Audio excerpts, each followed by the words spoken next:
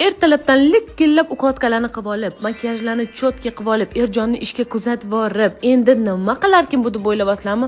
Uborkamizni tantanali ravishda ochiq deb e'lon qildi. Bir kuni bitta krasotkamiz hamma uborkalarni qilib olib o'ziga qarasa, siz uborkalarni qilishdan oldin o'zingizga qarab olarkansiz deb yozibdi. Da, to'ppa-to'g'ri, birinchi o'zim chiroyli bo'lib olaman, keyin uylarni chiroyli qilaman. O'shanda mazza qilib ish qilaman. Aytgancha kecha bo'lgan bitta palakatni sizlarga aytmoqman. Mana shu rakvinan oldida sochimni takkoy modellarga o'xshab quritib suvga bilmasdan tegib ketib, fenim portlab ketdi. Qizlarim fenini ishlatib bo'lib o'zini vataniga qo'yib qo'yotgandim. Shu paytda xo'jayinim kirib keldilar. Menga surprisation qildilar. Rost uyda o'tirib uborkalarimni qilyotgandim. Hech kimdan shashvaram kutmayotgandim. Ikkita ko'zim 8 ta bo'lib shunchalik xursand bo'lganimda kosasidan chiqib ketdi. Ale hop, va menda kecha omonatini topshirgan fenimning o'rniga yangisi keldi. Magniti shunaqangi kuchli ekan, nasatkasini prям bermanga deb tortib oldi-yu. Как раз isib ketdim, sovuq havosida betimni muzlatib oldi. Menga eng yoqqan tarafi 3 xil rejimda ishlayotgan, sovuq, issiq va sovuq issiq aralash chiqararkan bu qizlarga ukvatka qilayotganda eng ideal variant. Yana eng hayron qolgan narsam bu o'zimizning milliy brend Artelli fen ekan. Gap isboti bilan mana ko'rishingiz mumkin. Xo'jayinimga Malikaga bordingiz desam, qanaqa Malika o'zing maqturadigan Alif Shopping bor-ku, o'shadan zakaz qildim deb qoldilar. Men ham shunda Alif Shopga kirib Artel fen deb yozsam, birinchi bo'lib shu chiqib kelyapti. Eng zo'r tarafi 3 oydan 24 oygacha bo'lib to'lasalar ham bo'ladi. Hozir как раз 20% skidka ketayotgan ekan. Почти 1 millionning narsa 799 ming so'm. Sizlar ham olinglar.